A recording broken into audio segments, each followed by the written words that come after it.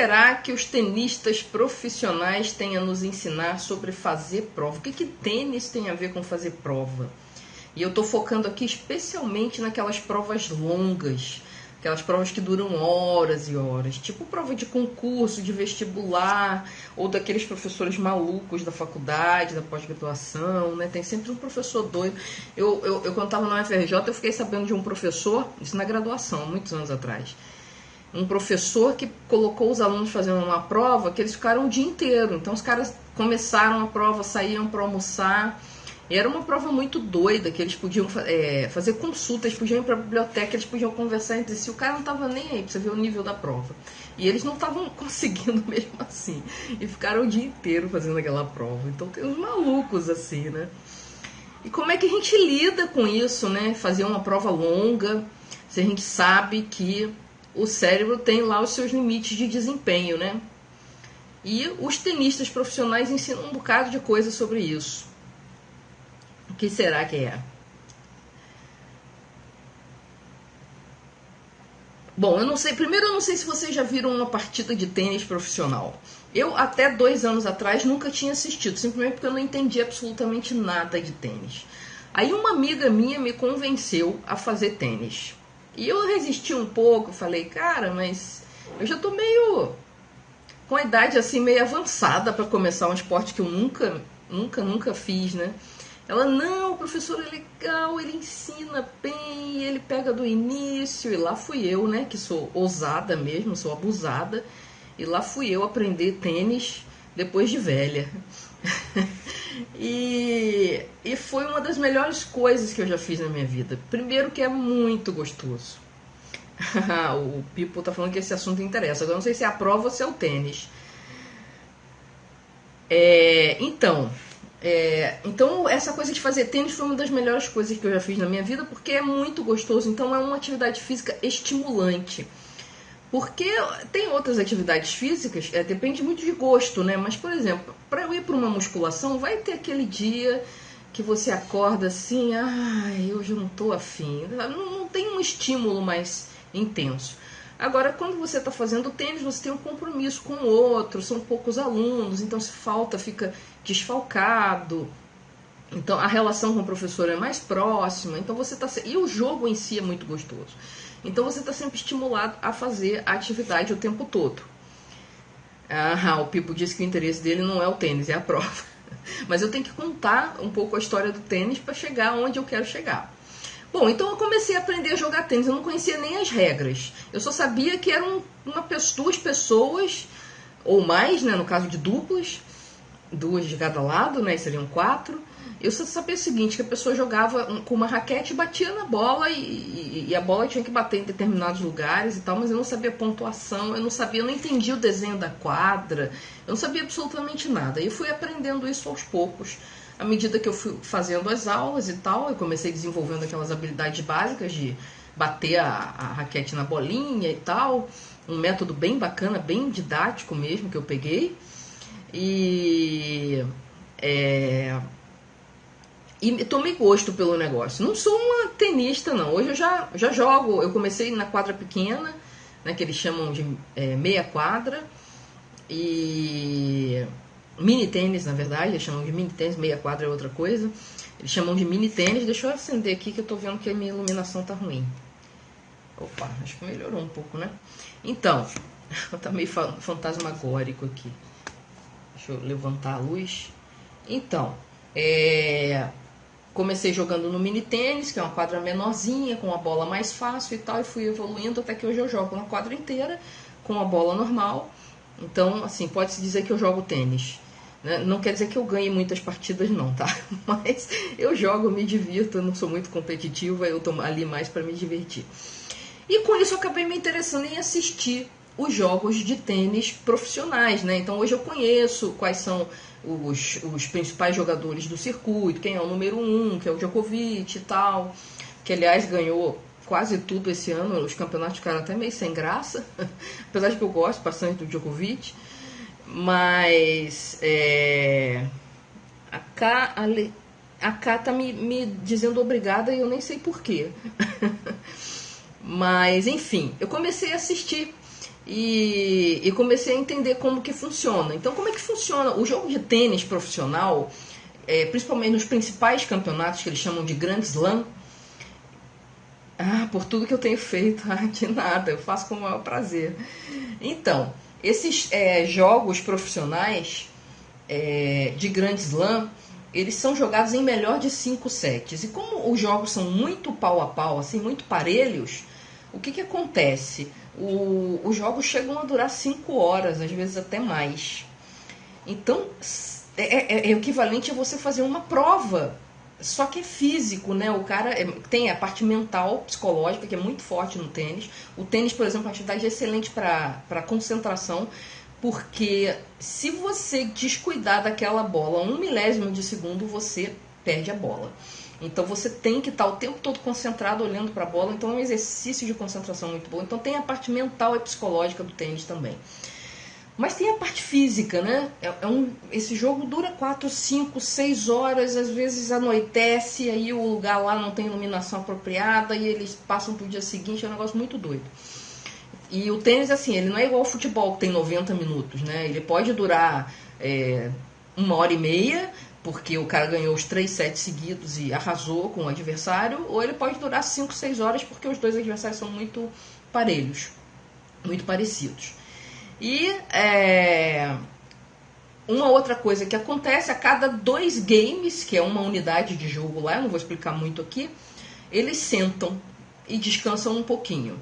E entre os sets, que é uma unidade maior de jogo, eles descansam um pouco mais. Eu não sei exatamente os tempos, tá? E tem esses descansos. Então essa é a primeira coisa que você pode aprender do tenista profissional. Como é que uma pessoa... O tênis é um jogo muito rápido, o cara corre, dá tiros de corrida de um lado para o outro da quadra para pegar a bola. E é humanamente impossível ele ficar dando tiros de corrida durante 5 horas sem parar para descansar. E a mesma coisa o nosso cérebro. O nosso cérebro, numa prova, ele está num pico de tensão, de funcionamento máximo. E se você tentar manter a mesma tensão às 5 horas da prova, às 4 horas da prova, você vai perdendo desempenho, até que você já não está mais raciocinando. E isso é muito ruim, né? Porque você não quer ter um desempenho ruim nas últimas provas. Até tem métodos para você fazer isso. Por exemplo, se você pega um caderno de provas com várias provas diferentes, pega aquela mais difícil primeiro. Então tem várias coisas que você pode fazer. Mas mesmo assim, ter alguns intervalos pode ser uma coisa que melhore o seu desempenho. Eu sei que as pessoas se assustam muito com isso, porque afinal de contas o tempo da prova é muito contado e a pessoa fica com medo. Só que se você dá uma descansadinha, não precisa ser muito grande não, de 1 minuto a cada 15, mais ou menos, não vai ser nada muito assim, que vai prejudicar o seu tempo de prova, mas que pode melhorar o seu desempenho em cada intervalo que você está realmente fazendo a prova. Ou então você pode, entre cada prova, supõe que vai fazer 4 provas num dia. Então, entre cada prova, você para um pouquinho. Mas não é só parar um pouquinho. Não precisa parar 10 minutos, tá? 10 minutos é quando a gente está estudando, um sistema de aprendizagem espaçada e tal, e aí eu aconselho parar 10 minutos mesmo. Mas, numa prova, talvez 2, 3 minutos já faz uma diferença muito grande. E outra coisa que os tenistas fazem, além de parar de tempos em tempos ao longo desse jogo, para aguentar as 5 horas, nesse pique total aí, eles levam muita água, algumas coisas assim coloridas, eles não mostram marca, né? Mas eles têm umas coisas coloridas que são aqueles energéticos, isotônicos, essas coisas assim. Então tem umas coisas cor-de-rosa, ele leva uma garrafa de água mineral sem marca, com uma coisa cor-de-rosa, outra com uma coisa laranja, então ele leva muita coisa para beber. E água pura. Sempre tem água pura. Então o cara chega com aquela coisa de raquetes e tira dali um monte de umas 3 garrafas com água e com isotônico. Geralmente tem pelo menos 2, água e isotônico. Então isso é um segredo também para você manter o seu desempenho, tanto físico quanto intelectual. Manter a hidratação. As pessoas normalmente bebem muito pouca água e estão sempre no limiar da desidratação. Quando você já está sentindo sede, é porque você já está começando a ficar desidratado. Então o ideal é que você nunca sinta sede, que você tenha o hábito de sei lá, a cada 1 hora, 2 horas, você beber um tanto de água para que você nunca sinta sede. Porque a sede já é um sinal de desidratação. Então, esse é um segredo. Leve água, leve um isotônico. Não é uma garrafinha de 300 ml, não. Não é um copinho de plástico, não. É levar bastante, levar água em quantidade. Não tanto quanto um jogador de tênis, porque o jogador de tênis está suando. E na prova, normalmente, você não sua. Pelo menos não tanto quanto um cara que joga tênis, tá? Então, se você não sua, você vai ter necessidade de ir no banheiro mais vezes. Então você tem que achar um ponto aí de quanta água você pode beber sem ter que ir no banheiro a cada meia hora. Mas sempre manter a hidratação. E outra coisa que a gente até acha muito engraçado é que alguns tenistas levam banana mesmo comum, eles abrem lá a banana, mas eles não comem uma banana de cada vez. Eles, a cada daqueles intervalos entre os games, eles comem, dão uma mordida na banana, aí fecha a casquinha, bota lá do ladinho e volta para jogar. E aí daqui a pouco ele volta lá, bebe um pouquinho de isotônico, dá mais uma mordida na banana e volta. Alguns levam outras coisas, tá? Fruta seca, ou alguma barrinha, ou alguma daquelas coisinhas que tem um creminho com carboidrato, coisas mais sofisticadas. Mas o Nadal, por exemplo, que foi um top 1 durante muito tempo, hoje ele tá meio perdendo quase todos os campeonatos, ele não tá bem na carreira, né, nesse momento. Mas ele já foi top 1 durante muitos anos, ganhou muita coisa, fez história no tênis. E ele tem essa mania de comer banana. Aí tem outros que tem mais mania de uma barrinha, outros que tem mania do carboidrato em pastinha. Então, mas o que tem que ter ali? Tem que ter uma coisa que te dê energia. E de preferência uma energia misturada com fibra. Então tem que ser um carboidrato fibroso. Por quê? Porque essa energia ela não vai dar um pico e depois cair. Porque essa queda é uma queda de desempenho. Então é bom que essa energia se mantenha ao longo do tempo que você está precisando dela. Então por isso a banana, que é uma fruta, então tem a energia, né? Tem a frutose e tem a fibra. Ou uma barrinha de cereal. Uma barrinha de cereal com chocolate é ótimo, porque o chocolate ele é energético, tem a cafeína, né? Que levanta um pouco o ânimo, né? Então você tem uma série de opções. Hoje em dia tem muitas opções para você escolher. Mas o segredo é isso, é alguma coisa com energia e não uma energia tipo assim, comer um chocolate puro é um problema, por quê? Ele vai te dar um pico, mas ele vai te fazer cair. E como a prova é muito longa, você vai sentir essa queda no meio da prova. Então o ideal é que você use carboidratos complexos que vão liberar energia mais devagar, né, carboidratos fibrosos, e além disso não deixe para comer só uma vez no meio da prova. Não espere ficar morrendo de fome. Morrendo de fome você já está com baixa energia, baixa glicose e tal. Você, a cada meia hora, dá uma respirada de 5 minutos, faz um exercício de respiração para diminuir a ansiedade e tal, para descansar o cérebro, oxigenar o cérebro. Come um pedacinho da sua barrinha, bebe um bocado de água, bebe um isotônico e tal, e aí volta para fazer a prova. Isso não precisa ser longo, isso pode durar até menos de 1 minuto. Eu sugiro 1 minuto, 2 minutos, dependendo de como que está indo a sua prova, tá? Então é isso, respirar é por minha conta, tá? É claro que os caras lá, como eles estão cansados, eles ficam ofegantes enquanto estão descansando e tal. Mas como você está parado, eu sugiro que você faça uma respiração mais profunda, mais consciente, e faça como os tenistas, você leva bastante coisa para se hidratar, porque o cérebro é 70% água, né? Mais de 70%, ele é mais aquoso do que o resto do corpo. Então ele precisa de muita água para funcionar e ele consome de 25% a 30% da nossa glicose, normalmente, no funcionamento normal dele. Então imagina numa situação de estresse, numa situação de uso intenso. Então você precisa manter o seu nível de glicose. Então leva lá uma barrinha com uma coberturinha de chocolate para manter a sua energia sempre em alta ao longo de todas as 5 horas e não só no início. E com isso você pode ter um ganho de desempenho que pode ser a diferença entre você passar ou não passar, entre você passar para o primeiro semestre da faculdade ou passar para o segundo, tá? Então pode dar uma pequena diferença aí, porque você vai estar com a cabeça mais descansada, mais alimentada, mais oxigenada e mais hidratada. Então, era isso que eu queria falar sobre o que a gente pode aprender desses atletas de alto nível. Tô aqui com a minha água, tô sempre bebendo água, né? Principalmente porque quando eu tô falando, porque a minha garganta seca e eu começo a tossir, é uma coisa horrorosa. E eu tenho alergia, né? E tô sempre com ventilador, porque eu tô no calor, então eu tô sempre bebendo água. Então é isso, gente. Se você quer manter o teu desempenho sempre no máximo durante a prova inteira, faça como os tenistas. Muita água, carboidrato aos pouquinhos, e carboidrato complexo aos pouquinhos. Né? Toda hora que você tiver uma chance, que você quiser dar uma respirada, vai lá e come um pedacinho da barrinha. E água, isotônico, tal, manter a hidratação no nível ótimo. Agora, para isso funcionar... Falou, Mia. Boa noite. Veio a reprise, sim.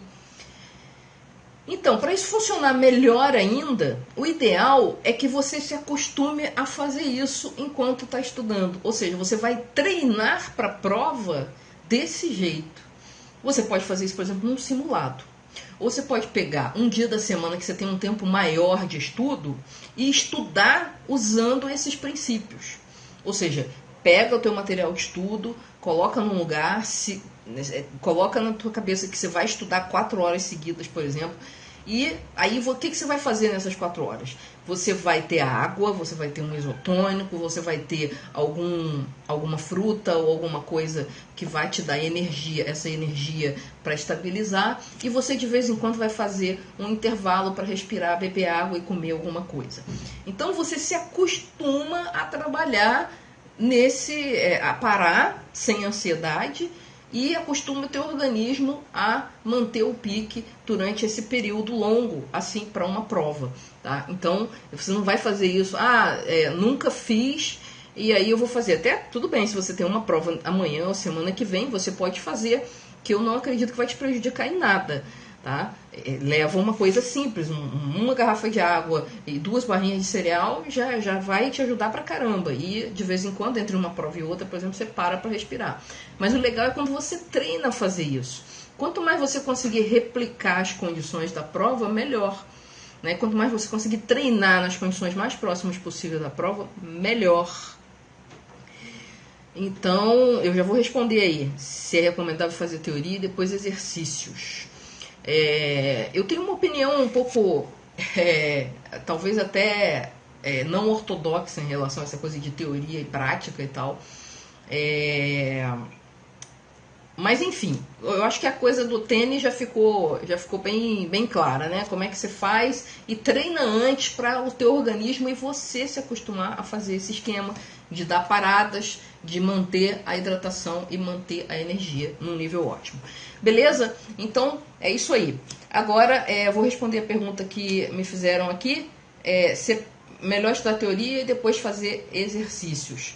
Tem algumas maneiras mais interessantes ainda de você trabalhar quando você tem teoria e exercícios. Por exemplo, uma coisa que pode guiar a tua leitura e torná-la mais proveitosa é você ler os exercícios antes. Aí tem gente que acha assim, mas isso é desonesto. Eu estou sendo desonesto. Não está sendo desonesto. Você está mostrando para o seu cérebro o que é mais importante, para que na hora da leitura ele já esteja ligado, preparado para prestar atenção naquilo que é mais importante. Tá? Então, isso é uma maneira de estudar. Você não está olhando as questões da prova, você está olhando as questões propostas como exercício. Então, você dá uma lida nos exercícios, quando você tem essa possibilidade, né? Dá uma lida nos exercícios para você ter uma ideia do tipo de informação. Às vezes, quando você não tem a teoria, uma coisa muito nova, os exercícios até nem fazem muito sentido, mas não tem problema. Tem algumas coisas que acontecem no nível subconsciente. Então, algumas palavras começam a pipocar no seu cérebro, o tipo de dados que você vai precisar para resolver o problema, os conceitos que são comentados nos exercícios, tudo isso vai ficando meio ali no inconsciente. E aí quando você parte para ler a teoria, para estudar a teoria, você já está com o cérebro meio que aquecido para ler aquele texto com um desempenho melhor e para aproveitar mais dele. para poder, com mais elementos, até para selecionar o que é importante e o que não é importante. Tá? Então, essa é uma maneira bem interessante de otimizar o seu tempo de leitura, o seu tempo de estudo da teoria. Aí depois você vai lá e faz de nada, Daniele. Então você vai lá, Daniele, e depois que você estudou a teoria, aí sim você vai lá e faz os exercícios. Tá? Então é sempre interessante isso, treina e depois conta pra gente como é que foi a sua experiência fazendo isso, lendo primeiro os exercícios, depois lendo a teoria, depois fazendo os exercícios. Se você olhar a história da ciência, normalmente o cara não cria a teoria e depois vai ver lá na vida real se aquilo funciona.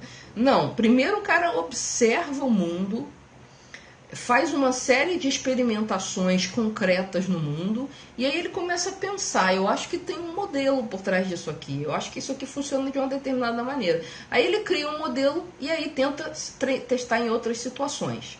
Então eu acho que essa coisa de você olhar o exercício primeiro meio que simula um pouco essa situação. Primeiro você faz uma observação do mundo. Por exemplo, o Newton primeiro caiu a cabeça, né? É claro que isso é uma lenda, né? Mas primeiro caiu a maçã na cabeça dele. Depois ele começou a pensar em gravidade. Então, acho que foi Arquimedes, né? Ele estava com a questão de como descobrir se a coroa do rei era de ouro ou não era de ouro. E aí ele já tinha o problema na cabeça. E aí ele caiu na banheira e teve a ideia de como é que media, como é que ele ia descobrir. Tá? É uma história da densidade dos sólidos e tal, eu não vou explicar exatamente como é aqui. Mas o que eu estou querendo dizer é o seguinte, geralmente na vida real, os cientistas, as pessoas que descobrem coisas, elas descobrem a partir da realidade e a partir dos dados da realidade elas constroem um modelo, uma teoria de como essa realidade funciona. Então, a escola faz uma inversão total tentando apresentar a teoria para depois apresentar os problemas da realidade. E aí a teoria fica meio sem sentido, o aluno não entende muito bem o que está sendo falado, aí quando ele começa a fazer os exercícios ele não teve como processar a informação para os exercícios, aí ele tem que voltar e fica nessa coisa.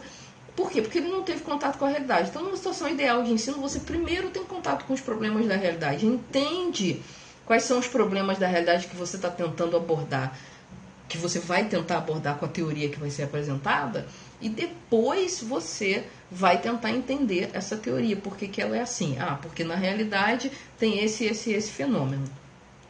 Só que nas escolas a coisa é invertida. O que acontece? O cara quer dar teoria e depois é só dar a prática. Se ele não souber a teoria, ele não vai saber resolver na prática, tá?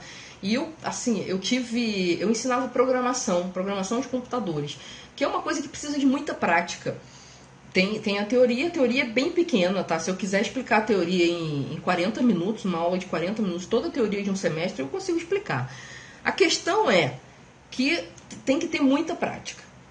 E aí tem uma corrente de professores que acha que você tem que ensinar toda a teoria num semestre e só no outro semestre, ou pelo menos na metade do semestre, e só depois começar a prática. E eu sempre fazia diferente, né? Eu, obviamente, fazendo ao contrário, né? Revirando o pensamento acadêmico, o que eu fazia? Eu botava o aluno para programar no primeiro dia de aula, para mexer em programas no primeiro dia de aula. Porque eu acredito que primeiro ele tem que ver onde ele quer chegar, para depois ele começar a ter interesse pela teoria e saber por que ele está aprendendo aquela teoria. Mas isso eram duas linhas de pensamento completamente diferentes. Então tinha gente que achava que tinha que começar já programando, com a mão na massa, e tinha gente que queria ensinar a teoria durante 2, 3 meses, e os alunos ficavam perdidos, sem entender muito bem onde é que aquela teoria se encaixar, para depois ter que repetir tudo aquilo, que era tudo repetido, né, na hora de ensinar uma linguagem de programação. Então tinha essa divergência aí entre modelos de ensino de programação. Tá? Então, só para dar um exemplo de vida real, em que realmente eu apliquei isso no meu ensino durante muitos anos. Eu colocava o aluno para programar o mais cedo possível, né? Eu falava um pouquinho e tal, olha aí como é. E aí colocava ele em contato com o computador o mais cedo possível, porque eu acreditava que era assim que ele ia aprender melhor. Fora o fato de que aí ele teria o semestre inteiro para praticar, e não só a metade do semestre, porque a outra metade ele não chegou perto do computador. Então tinha várias vantagens, assim, eu via como várias vantagens essa forma de ensinar a programar. No caso, estou dando um exemplo de uma coisa que é bem prática, precisa de muita prática. Assim, os conhecimentos mesmo que o aluno precisa, por exemplo, para aprender o conteúdo de um semestre de programação é muito pouca coisa. Mas ele tem que ter muita prática para se acostumar com uma nova maneira de raciocinar. Então, esse é um caso bem, bem extremo, assim, que realmente a prática tem que vir na frente, pelo menos eu penso assim. Tá certo? Então, fica aí a dica, uma dica extra por causa da pergunta da Daniele, se você tem teoria e depois exercícios, dá uma lida nos exercícios primeiro. Se tem um resumo no final do capítulo, dá uma lida nesse resumo também. Se não tem nada disso, uma outra coisa que você pode fazer, principalmente em livros didáticos, que são divididos em seções, que tem desenhos, que tem quadro, que tem gráfico, que tem mapa, que tem legenda nas figuras e tal, é você fazer essa leitura desses elementos diferenciados, né? Uma caixa de texto, uma legenda de uma figura, um gráfico, um resumo, alguma coisa, antes de fazer a leitura mesmo de estudo do texto. Porque isso faz uma diferença danada na forma como você vai absorver aquele texto. Então você vai ter um aproveitamento muito melhor do seu tempo de aprendizagem. Apesar de perder um pouquinho de tempo nesse primeiro momento, mas isso é feito muito rápido, você acaba que na hora que você vai estudar, você tem um aproveitamento melhor e você consegue decidir com mais clareza o que é importante e o que não é tão importante assim. Tá certo? Então é isso aí, gente. 2 dicas, eu ia dar uma, dei 2 por causa da pergunta, mas na verdade eu estou baseando esses periscopos em algumas demandas de alunos, alguns são coisas que vêm à minha cabeça mesmo, mas eu estou sempre lendo muito os comentários do blog, os comentários no Facebook, e aí eu vou tendo ideias, eu vou anotando lá algumas ideias e são dessas anotações que saem os conteúdos do blog, do YouTube, daqui e tal. Então, eu sempre procuro atender as demandas que vão aparecendo, tá certo? Então, obrigada aí, Daniele, pela pergunta, então, que deu mais essa dica aí pra galera. Então, resumindo aqui, faça como os tenistas. Durante uma prova longa, dê pequenas paradas, respira, hidrata e come alguma coisa, bem pouquinho, só para manter o seu nível de energia estável o tempo todo.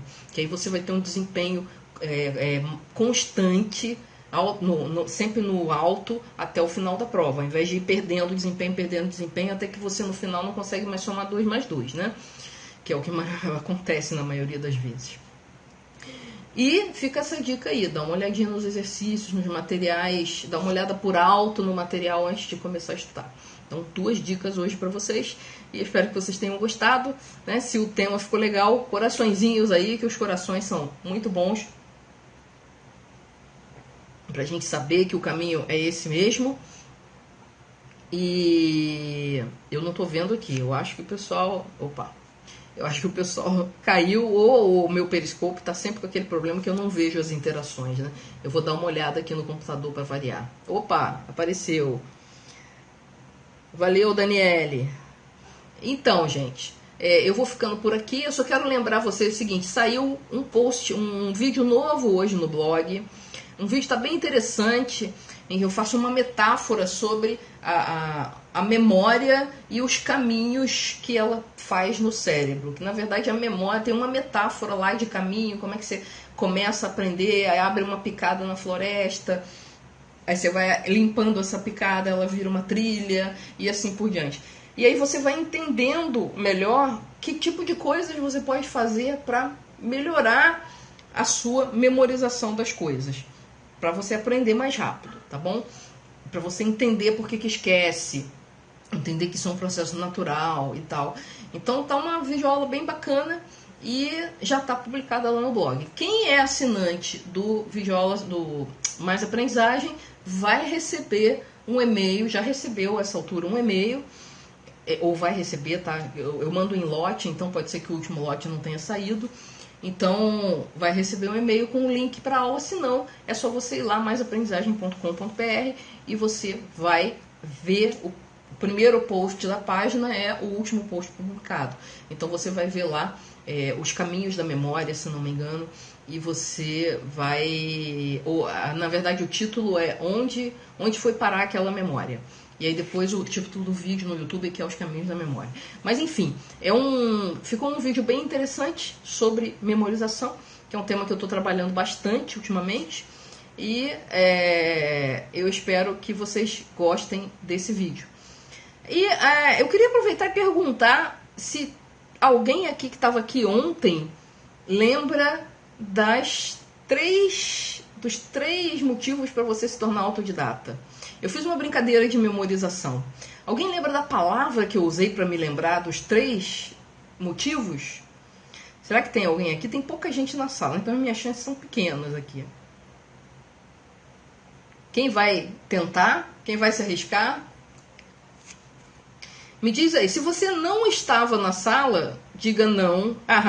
Eduardo, água viva. Beleza, a palavra é água viva. E água viva queria dizer o quê? Como é que a partir de água viva eu sabia os 3 elementos? Água viva, isso aí. Eu acho que está tendo um delayzinho, um atrasozinho entre eu perguntar e vocês responderem. Água viva, beleza, é isso aí. Agora eu quero saber como é que da água viva eu tirei os três motivos para você ser autodidata. O Pipo está dizendo que não estava na hora. E aí? Alguém lembra? O pessoal já lembrou da água viva. Você vê como a imagem é forte, né? Água viva ao contrário, exatamente. A água viva estava de cabeça para baixo. Vantagem e vitimização. Não é aprender, não. Aprender, você é o A, né? Você tirou o A de aprender, mas não é. E a vantagem competitiva, exatamente, vitimização. Então já só falta a primeira. O que o A significa? O que a água aí está significando? Quem vai lembrar? Quem vai lembrar? Autonomia, isso aí, cara, beleza. A memória de vocês está legal, é isso aí. Então você vê que você assistiu ontem, eu não avisei que eu ia perguntar de novo. E as pessoas estão lembrando. Todo mundo lembrou da água viva. Isso é importante, gente. Por que todo mundo lembrou muito rápido da água viva e depois teve que pensar um pouquinho para lembrar das outras coisas? Porque a água viva é uma imagem concreta. Você vê aquela coisa roxa na sua frente, se você já viu uma água viva. E as outras coisas, autonomia, vantagem competitiva e tal, elas são abstratas. Então o que a gente está tentando fazer aqui é tornar essas 3 coisas abstratas em uma coisa mais concreta, para facilitar a memorização. É claro que ninguém revisou isso e eu não falei que ia cobrar para vocês fazerem algum tipo de revisão ou ficarem pensando nisso e tal. E mesmo assim, as pessoas lembravam, mesmo que parcialmente, do que era o acrônimo, né? Então você vê que funciona mesmo e tem essa coisa, né? Por que eu lembrei da água viva? Porque ela é muito, muito, muito visual. E as outras coisas são abstratas. E o segredo para você memorizar coisas abstratas é ligar essas coisas com coisas visuais. Tá certo? Então fica aí mais uma dica de memorização. Esse Aprendiscope hoje tá rico, né? Tá cheio de coisas. E eu já tô passando da minha hora aqui. Daqui a pouco eu tenho webinário. Então eu vou ter. O webinário é para a turma do AM3. Então se tem alguém aqui que é da turma 7 do AM3, não se esqueça que tem um webinário hoje à noite com os alunos. Então eu tenho que me preparar para o webinário. Então eu vou ficar por aqui. E espero que vocês tenham gostado aí das 3 dicas. A do tenista, a teoria versus prática e a questão da água viva, né? Por que a água viva sobressai tanto? A questão da memorização. Então, de parabéns aí o pessoal que lembrou. Quer dizer que tá ligado, tá prestando atenção, tá com a memória boa, tá certo? Mas isso é treino, gente. Isso aí não é porque a pessoa nasceu com dom para lembrar ou não nasceu com dom para lembrar, não. Isso é treino, tá bom? Então, é outra dica. Memória é treino. Não existe memória fraca, existe memória sem treino, tá? Destreinada. Então, é isso aí, pessoal. Ó, eu vou botar a minha logomarca aqui, porque é o que fica, é a última imagem no thumbnail lá do Periscope. Então eu vou me despedir. Beijo pra vocês e até amanhã.